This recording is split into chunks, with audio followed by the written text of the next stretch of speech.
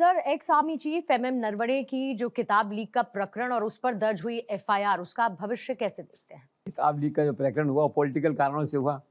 राहुल गांधी को कहीं से किताब हाथ लगी या किताब का पन्ना हाथ लगा, जो भी था, उन्होंने संसद में पेश करने के, संसद प्रांगण में पेश करके एक सीन क्रिएट किया, एक सेंसिटिविटी क्रिएट करी उसके बारे में जो है। और खंडन उसका अभी तक किसी ने नहीं किया, ना आर्मी चीफ ने किया, ना रक्षा मंत्रालय ने किया, और उस तरह से किया। तो अब क्या है कि ये फ्री हैंड ये बिलीव करने के लिए राहुल गांधी जो कह रहे हैं सच है।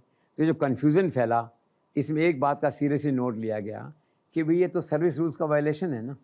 सर्विस रूल्स में क्लियर लिखा हुआ है कि रिटायरमेंट के बाद कोई भी किताब लिखें, खासकर आर्मी के लोग कोई किताब लिखेंगे, वहाँ पे सेंसिटिविटी होती है, तो आप भारत सरकार से, रक्षा मंत्रालय से, गृह मंत्रालय से मंजूरी लेंगे, क्लियरेंस लेंगे, उसके बाद आप उस किताब को बेचेंगे या कोई उस किताब को आप आगे लिखेंगे। अब इसका उल्लंघन तो हुआ है, तो अब क्या होता है ऐसे मामलों में? फिर क्या होता है, कोई लिहाज नहीं होता, law of the land take its own course जो है। तो फिर एफआईआर दर्ज होगी पुलिस के अंदर। एफआईआर दर्ज होगी तो पहला तो बयान आर्मी चीफ का लिया जाएगा, एक्स आर्मी चीफ का, कि कैसे क्या था। फिर राहुल गांधी से पूछा जाएगा।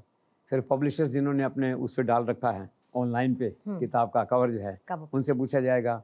लेकिन नॉर्मली ऐसा होता है, ऐसे मामले ना पॉलिटिकली ज़्यादा होते हैं बजाय उस तरह से मतलब प्रोसीजरल होने के।